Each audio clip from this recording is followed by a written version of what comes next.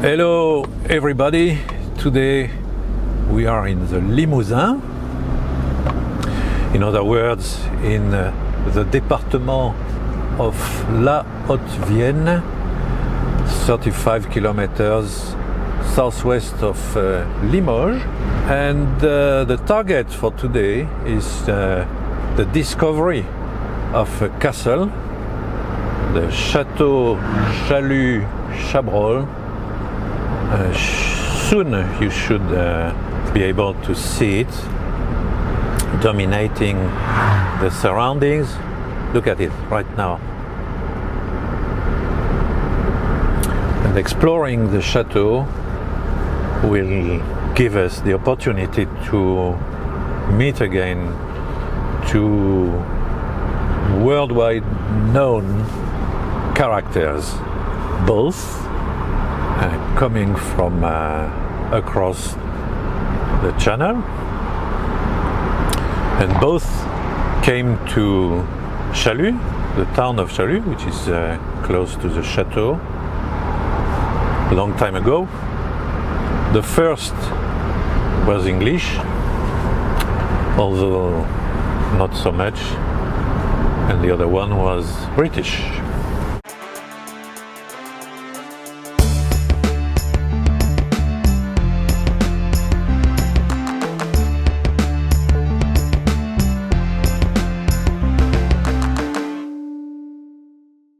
So we are now in the Chateau Chalus Chabrol. At last the chateau is reopened to the public. You see that the place where the chateau is built is quite interesting.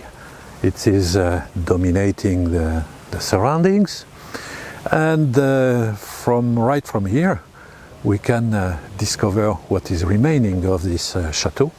First, to the right, you will discover the ruins of a chapel, a Romanesque chapel. It is quite important. Then after, you see in the middle the round tower, which is about 25 meters high, and behind there are two battlements. The most interesting is a battlement which is to the left. This very solid old building. The walls are about 7 feet wide, and this building at one angle is kind of reinforced by a solid round tower with a lot of arrow slits. Let's get inside. So the oldest remains of the chateau date back to the 11th century. Actually, the reason why it was built by the Viscounts of Limoges, the reason why is to build a stronghold in order to control the road between Périgueux and Limoges. Of course, since the 11th century, there were many destructions, restorations, there were 4 sieges, and the chateau, of course, has been transformed, which makes that the battlement we are going to tour is very difficult to architecturally read.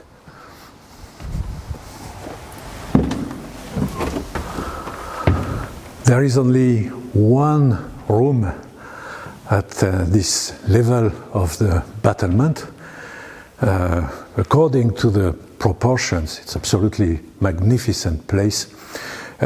We can imagine that it is what was called the aula, in other words, the reception room, where the Lord of Chalus Chabrol was welcoming the VIPs. But underneath, there is another level where we're gonna find other rooms, probably reserves or a kitchen. We are going to see that.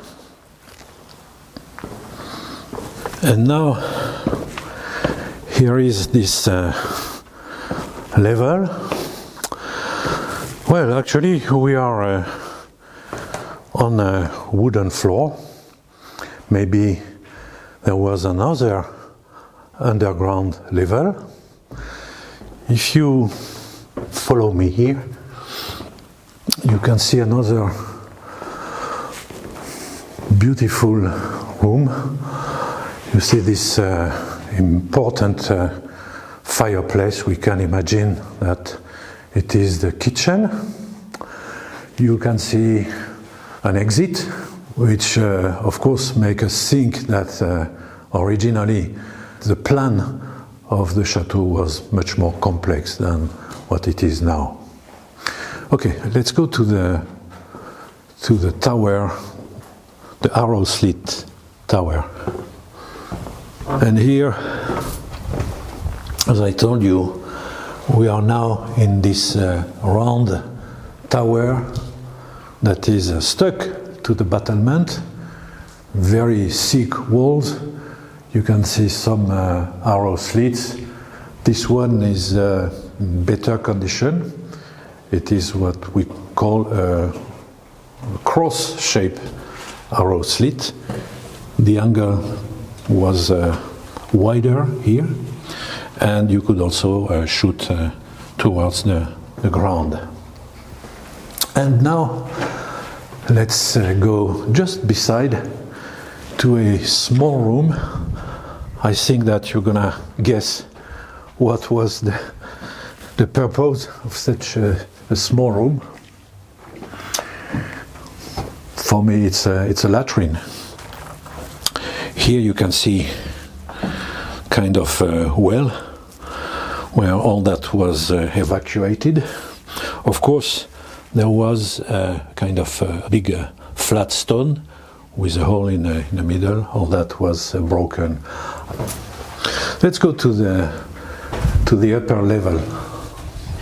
And here we are on this platform, which was not the top of this tower, since one can see the beginning of another staircase. Nevertheless, the view is splendid. And please note the presence of another ruined castle. We will explore it soon. And again, we find another room with exactly the same system, the same latrines. The difference is that this kind of well is much deeper, about easily 15 meters.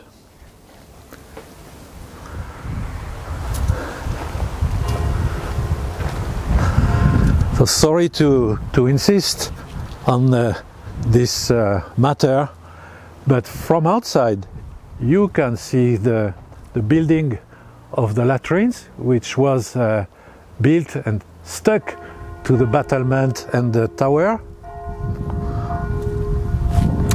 If you come closer, you can see those two openings.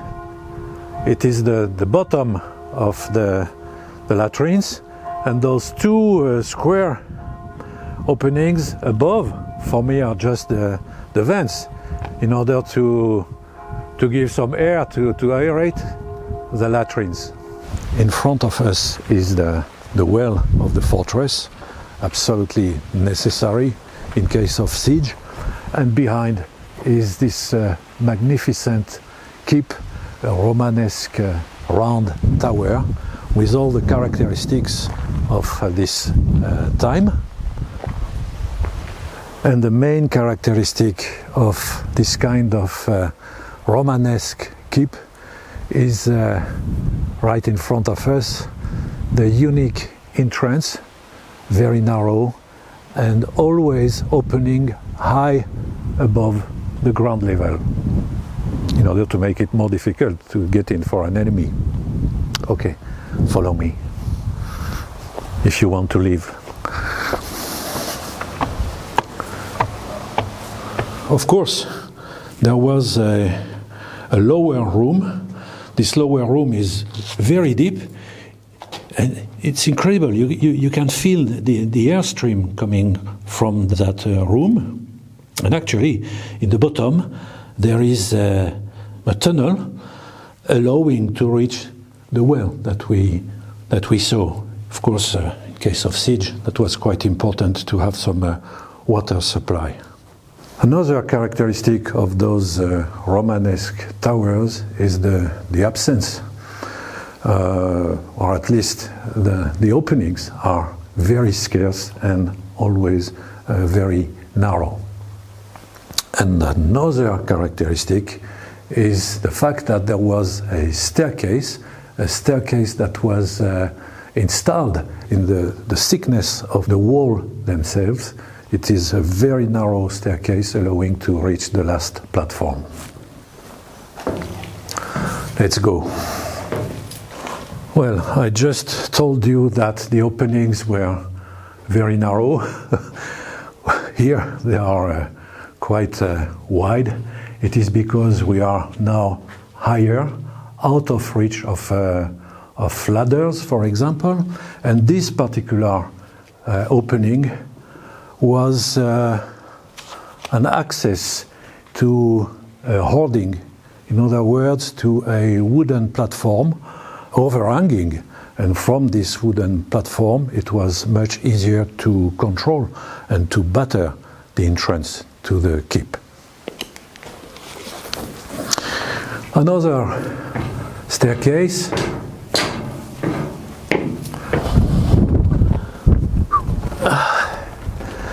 It's quite high now, as I told you, 25 meters. This is the platform where the view is absolutely splendid, and this tower is the one that our first character, who is the King of England, Richard I, Richard the Lionheart, discovered from a distance when he arrived in Chalus. What was he doing here? Actually, we have to remember that there was a very long struggle between Richard and his ex-best friend, who became his deadly foe, the King of France, Philip Auguste. And Philip Auguste actually is trying to take back the continental possessions of the King of England. The main possessions were the Duke of Normandy and the Duke of Aquitaine, where we are now. And Richard, during his reign, spent most of his time to subdue the rebels, his vassals, who rebelled against him. These rebels were helped, were shouldered, were probably financed by the King of France, Philip Auguste. And well, this is exactly what is happening in March 1199. The Viscount of Limoges betrayed Richard for the King of France, and as soon as he rebelled, Richard sent an army in this area. This army was commanded by a terrible guy, un routier, as we say in French, in other words, a mercenary, very cruel, whose name was Mercadier. And when King Richard arrives near the chateau, Mercadier is already besieging Chalus. He besieged at the same time plenty of other castles belonging to the Viscounts of Limoges, trying to destroy them as a punishment to the Viscount. Actually, we came back to this beautiful room, the aula, because it's really agreeable to speak here. And yes, to continue the story. Of course, this story, what we know about these events, was transmitted by several chroniclers, like Guillaume le Breton for the French, or Roger de Coverden for the English. And well, sometimes they are partial, sometimes they are impartial. well, let's say that it is a kind of synthesis of what probably happened. So, when Richard arrives in Chalus, only the keep is still resisting to the soldiers of Mercadier. Inside this keep are about 40 persons, a small garrison, and women and children, and they are all under the command of two local knights. One is Pierre Brun, and the other one is Pierre Basile. Well, I cannot resist telling you a little anecdote about this Pierre Basile. According to the legend, he's standing on the very top of the tower. At this moment, the tower was 10 meters higher, and from the top of the tower, he's kind of mocking or defying the English archers using a frying pan in order to deflect the arrows. And the King Richard, who is looking at such a funny scene, is not at all upset. He's applauding the young warrior.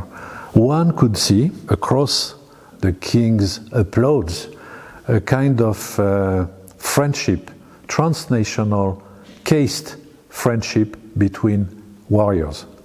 The old king, the old invincible warrior, is a kind of showing some amused respect to another young, audacious warrior. But according to the chroniclers, it is the same Pierre Basile who, a few hours later, will shoot the deadly crossbow bolt which will first wound King Richard. Then King Richard is transported in front of the fireplace of the kitchen of Chalus, and there Mercadier sent his surgeon in order to cure the king. But despite or because of these surgeon efforts, the arrowhead cannot be taken out of the wound, and the wound is going to be infected, and then comes gangrene. And after a few days, Richard felt that he was about to die. What he did was to first send messengers to his mother, to Fontevraud, and his mother, Queen Aliénor, will come fast enough to be there when the king will die. He also pardoned the shooter, who by the meantime had surrendered, and he organized his own funerals. Something he asked, once dead of course, is that his corpse to be separated. For example, he ordered his heart to be taken out of the corpse, embalmed, and sent to Rouen, the capital of Normandy. He ordered his body to be transported in Fontevraud, where it would lie beside his father, King Henry II, and Fontevraud was becoming the necropolis of the Plantagenet family. And last but not least, he ordered that his guts, not emptied, he precised, would be offered to those damn French. And actually, the entrails of the king were buried in the presence of Queen Aliénor in the chapel of Chateau Chalus Chabrol. All that happened on the 6th of April, 1199. About Richard's heart, there is something interesting to say. The heart, as I told you, was embalmed and transported to Rouen and buried in the choir of the Cathedral of Rouen, where after a while it was, forbidden. Anyway, In 1838, one lead box was found. There was something written on the lead box. Here is the heart of Richard, King of England. This box was only containing some dust. All that was carefully kept, and it is only in 2011 that French forensic pathologist specialist Dr. Philippe Charlier decided to analyze the contents of the box, and the result is quite surprising, because besides some remains of textile, linen, he found plenty of other materials like myrtle, like pine, like oak, like daisy, like bellflower, like creosote, like plantain, like quicksilver and incense. Makes a lot for a small embalming after all. And of course, some of these materials, like lime, were used in order to preserve the heart. Others, like the flowers, were used for their very powerful fragrance.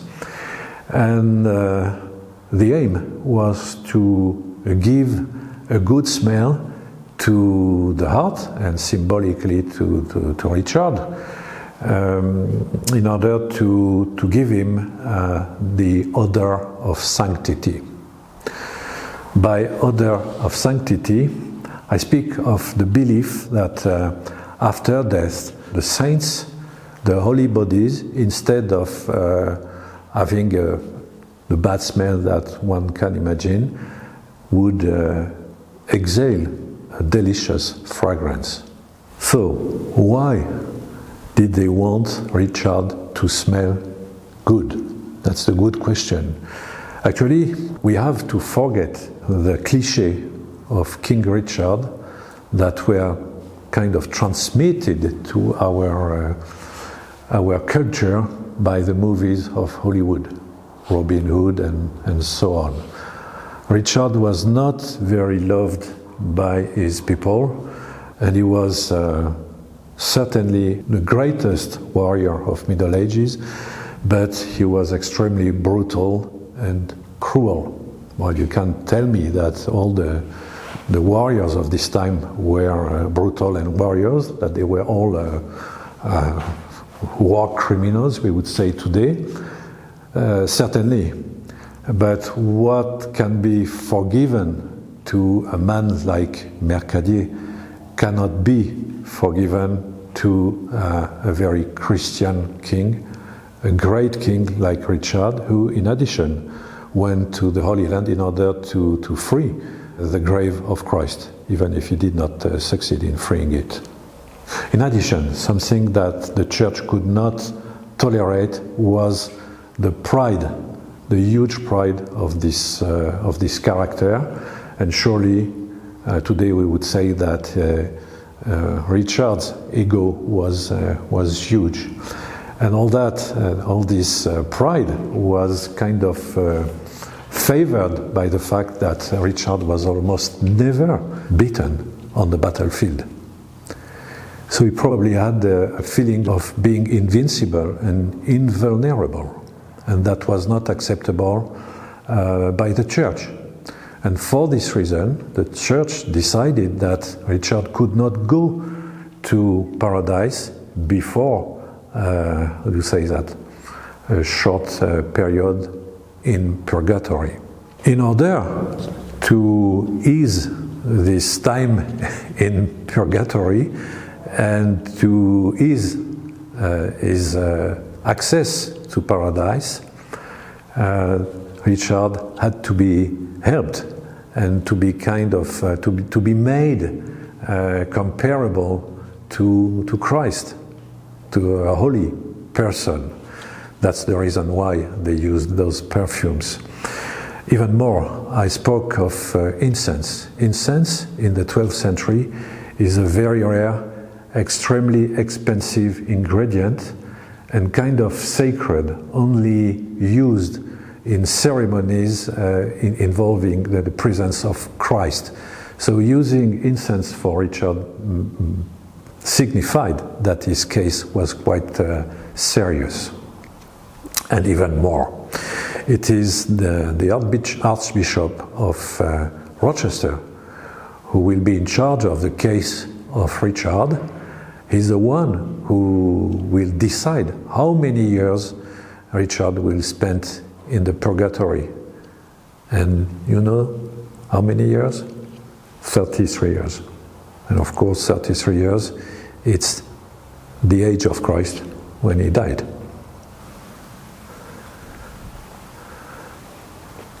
And before leaving, let's make a quick stop in what is remaining of what was a beautiful little Romanesque chapel, the chapel of Chateau Chalus.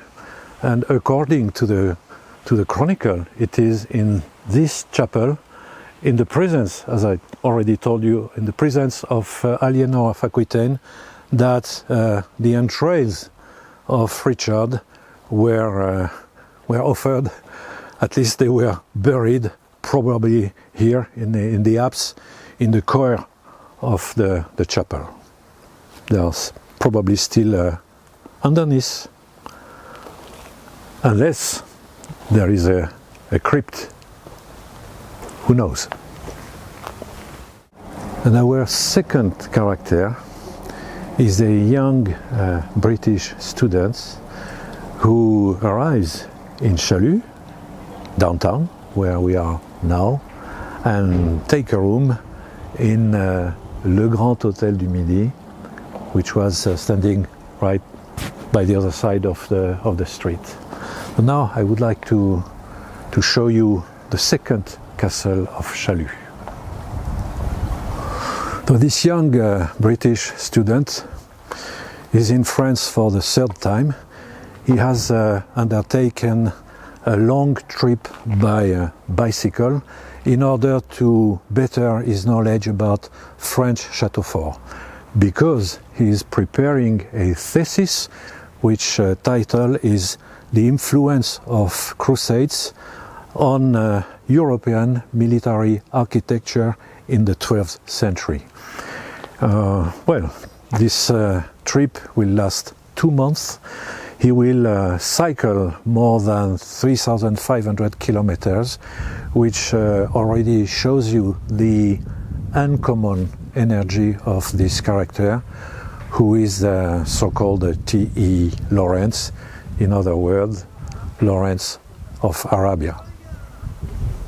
Once Lawrence took his room in a Grand Hôtel du Midi, he looked for a guide, he found him, and this guy took him to the place where we are now in order to show him the Chateau of Chalus.